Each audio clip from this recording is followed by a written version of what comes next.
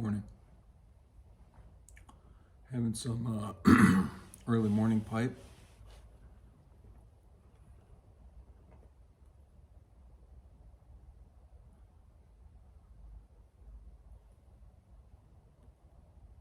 I'm a fan of this one.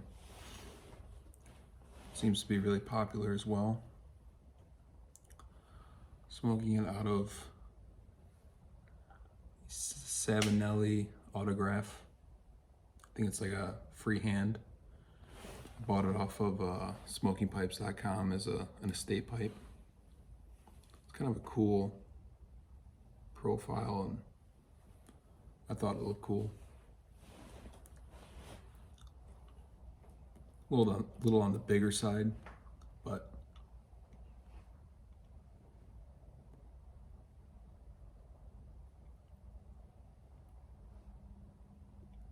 it smokes okay. It's got a which it could be my issue, but it's got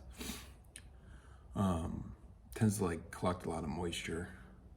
This one you can't put a filter in it, which my other Savinelli that fits a 6mm filter, I don't really ever use a filter. Probably should. I don't really know. What's your thought?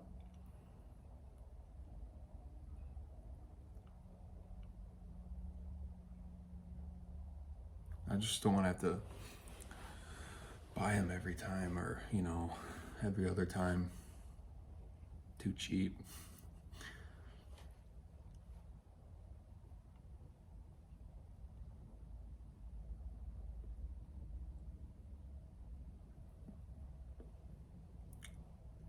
Don't really have a topic for this one. Just trying to, get out here and enjoy the warmer weather while I can. Pretty soon my garage it's too cold to be able to have a pipe in during winter. I live near Chicago, so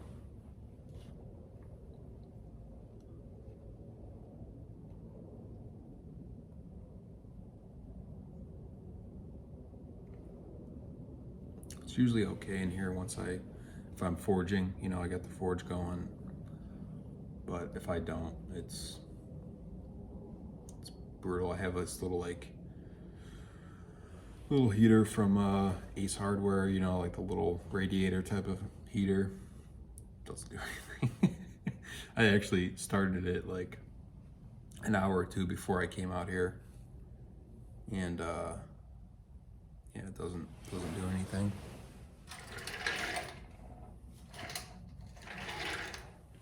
Blow a circuit or something?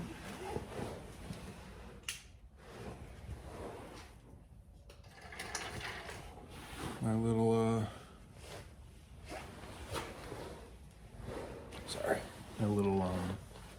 power unit, my power strip thing, just like turned off. Got my phone plugged in too.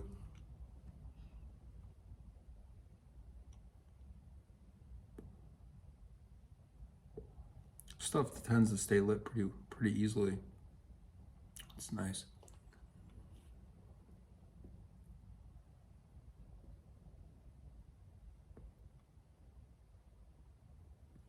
I used to not understand how people could, smoke in the morning. But I feel like it was before I was smoking pipes, consistently. And I kind of feel that way about cigars. It seems like really heavy, seems like a lot in the morning. Which, maybe there's more mild ones that would be acceptable for that. But just get a light blend, early morning pipe, or just kind of like a light straight Virginia or something.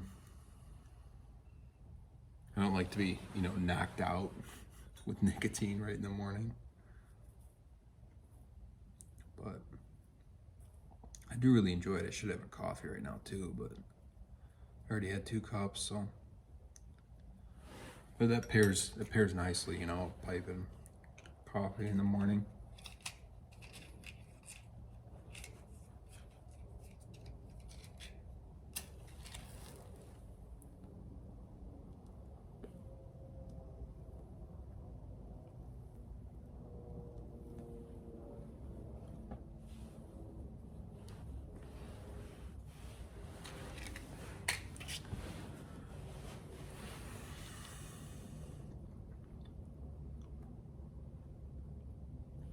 leave comments down below if you ever see this, you know, and maybe give me a suggestion of some blend to try.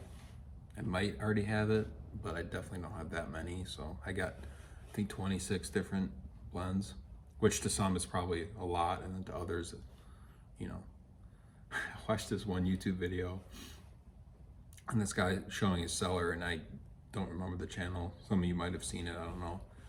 But the amount, the amount of tins this guy has in his cellar is, he's got pool tables like filled, tables filled. I mean, hey, you know, whatever. I probably, you know, well, no, I couldn't have that much sitting around, but I also watched, you know, another video of this, I think it was, what's his channel, Beans something, and I think he recently posted it, and spoken some, like, you know, 82-year-old tobacco that he got, you know, as a little sample from somebody. So these people with huge cellars, you know, someday they hand down their cellars, you know, to their children and grandchildren. Like, people in the future will be, you know, smoking that stuff. It's pretty cool.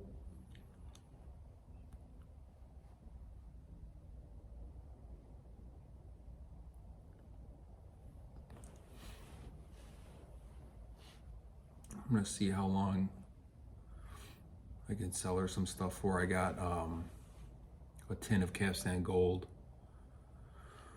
that I think I'm gonna open. I think it's already got, what was it, 2 years of age on it, or 3 years when I bought it. So I'm gonna open it, because it doesn't give the exact date. It gives like March 2020 or 2021. I can't remember. So I'm gonna open it, you know, March of 2025. You know, maybe give it 4 or 5 years in the tin and then open it. Because I really do want to smoke, you know, aged stuff more. I want to get to a place in my collection that I can do that instead of always smoking, you know, newer stuff.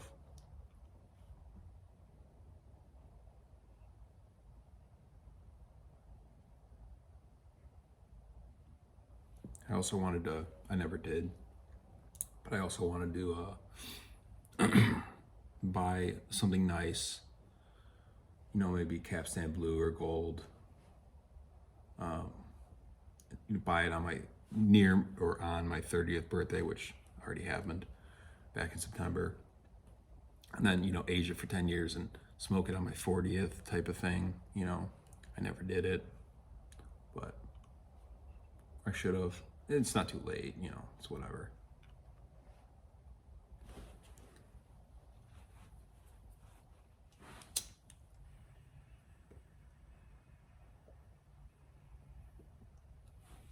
I just got a pipe insert for my Zippo, because I have a collection of 6 or 7 Zippos that all kind of have, like, you know, sentimental value to them. So, and I'm like, you know, I'm not using them. I got Bics, which are, you know, they're fine, they're good, they're cheap, they're kind of boring.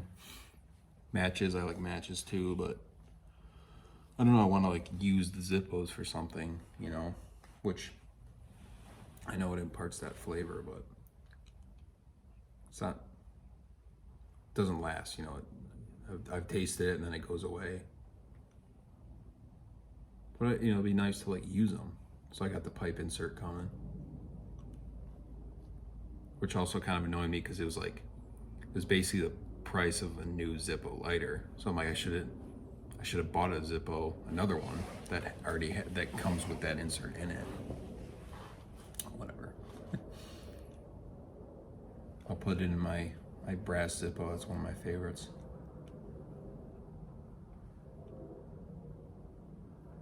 I like the way that brass, like, ages and patinas, kind of like copper, you know. Looks nice.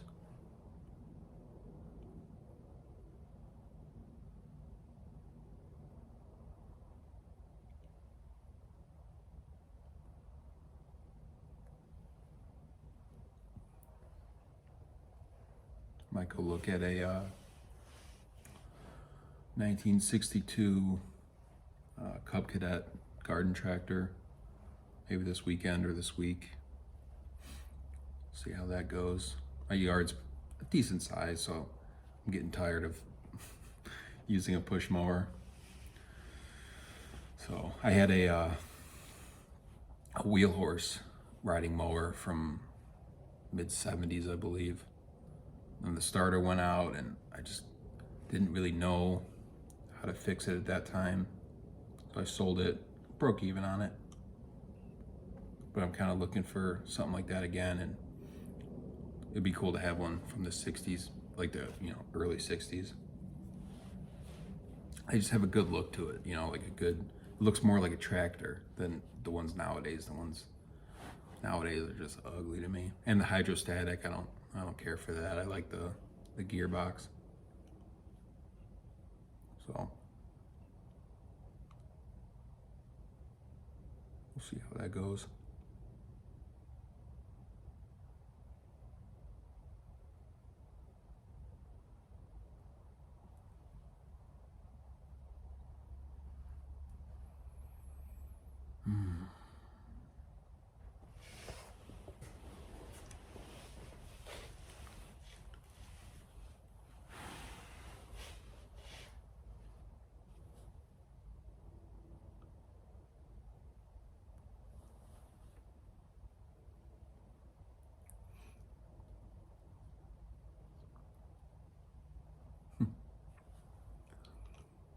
I don't got much to say. Big surprise there.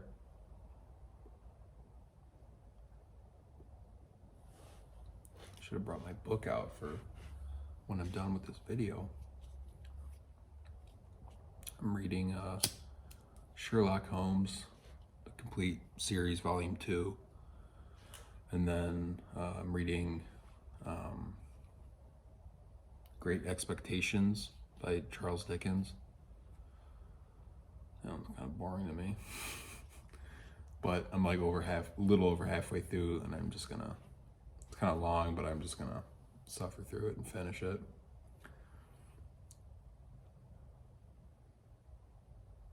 I really don't like giving up on books. I kind of like to see it through. As much as I don't like it, this might upset some people, but I was reading, I started the Lord of the Rings trilogy, and I just finished the the Two Towers. Too soon? Yeah, and I'm sorry, but man, I like the movies better. I don't know. When I was reading the first book, like, to me, which, like, he wrote the books, whatever. And then the movies made use of all the parts in the book that I found to be boring. Like, in the Fellowship of the Ring, it's like over half the book before they even leave the Shire. I'm like, that was kind of boring. I'm sorry. And then just like even in like the mines, all those scenes in the movies that are good and filled with like action, like in the book, they're kind of boring. But if people like it, that's good. I obviously like the story, and I respect what he did for kind of sci-fi, right? It's kind of counts as sci-fi. And those movies back then kind of did get me into pipes. I'm sure it's that way for a lot of people. Or he himself, Tolkien got people into it. Which, the more of us there are, that's better, so. But yeah, they a little boring to me. But it is what it is.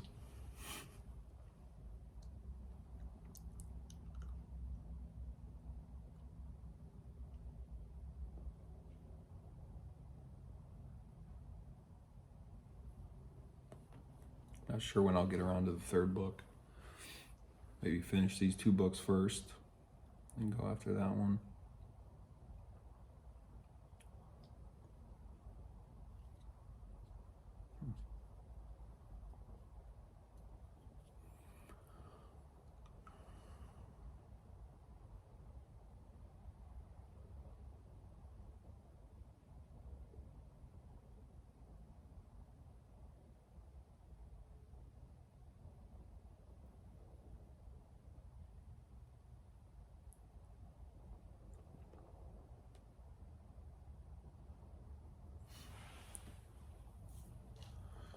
I'm gonna need name suggestions for whenever I get that new blend that I'm gonna be working on, the Virginia and the Preak that I was talking about in the last video. I don't know what I'll name it, but I got some time. It's not gonna be ready for like 2 years, basically. I gotta wait to plant it, and then I gotta make sure I do all my Virginia first in my press, because I like to shred it, and, do ribbon cut, and then crumble cake. So I got to do all that first, get that into a jar, and then start the Preak over like winter. And then I'll probably, in summer when it's nice and hot out, I'll bring out the press with all the tobacco in it and put it somewhere in my garage so it kind of heats it up, I don't know, hopefully that'll help.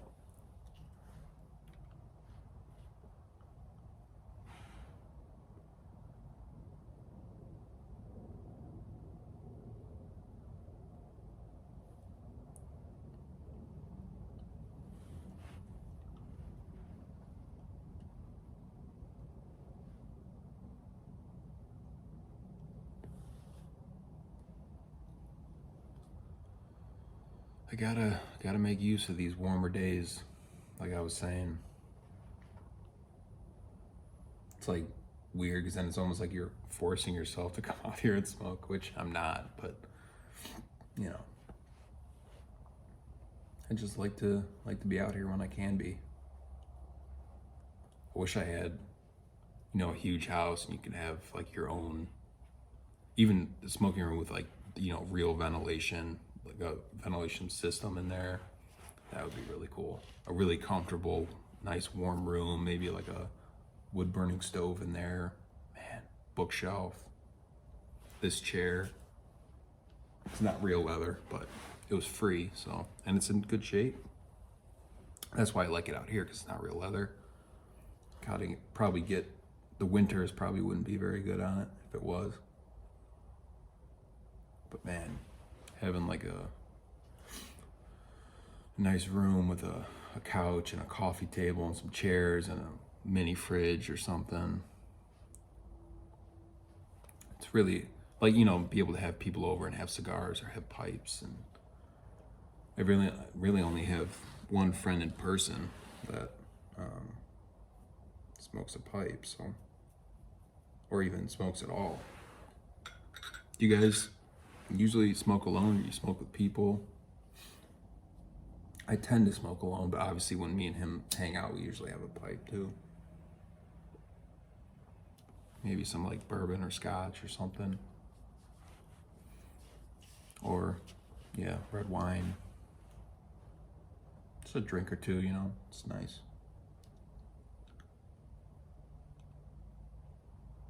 I got some Lagavulin 16 year in my cabinet that my brother-in-law got me. We went out to Pennsylvania and for Thanksgiving, hung out there for a week. My two brother-in-laws had a couple cigars, I had a couple pipes. It's nice. The weather was really nice too, so we were able to be outside. It only rained once. Then we went to Cigars International in near Bethlehem, Pennsylvania. It's a big place. There's two. There's one downtown Bethlehem, and then there's one maybe 15 minutes from downtown. And the amount of cigars, I was very surprised. And they had decent pipe selection, or pipe tobacco selection, but not much. I don't know if you guys are from around, Chicago land area, but Arlington Pipe and Cigar, that's the biggest selection I've seen of pipe tobacco. Besides, there's a really famous place in the city of Chicago that I'm blanking on. It's the oldest in the whole country, the oldest tobacconist. And besides their selection, Arlington Pipe and Cigar is top notch. I didn't realize that I'm kind of spoiled. Like I'm a half hour from that, but I still feel like I'm kind of spoiled having that so close. I didn't know that like finding a real tobacconist, cigar shop that has a good selection. I didn't realize that that's like not as common. It's not very common. You get all these like, smoke shops and all that BS. But yeah, so it's nice. It's nice having that right there.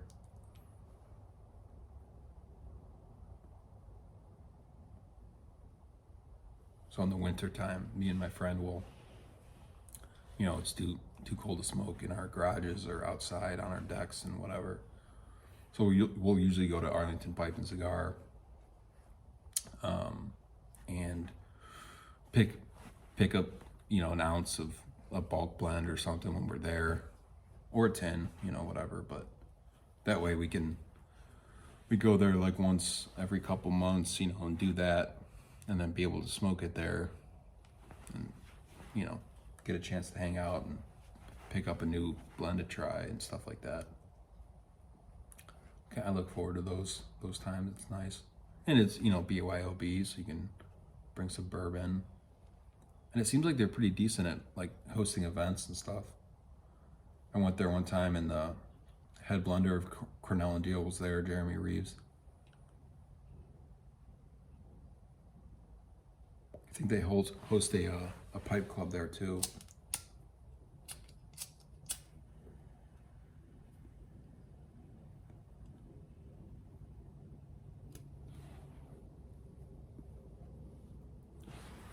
I feel like I tend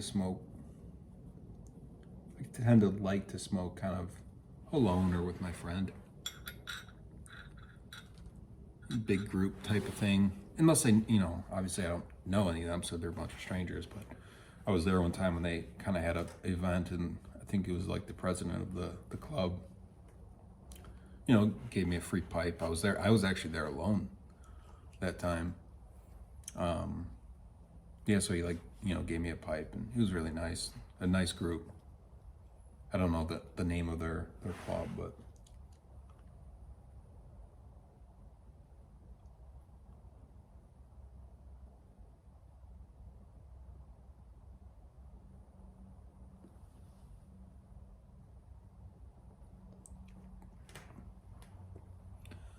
well, this video is kind of long and I'm just rambling, so I might call it there.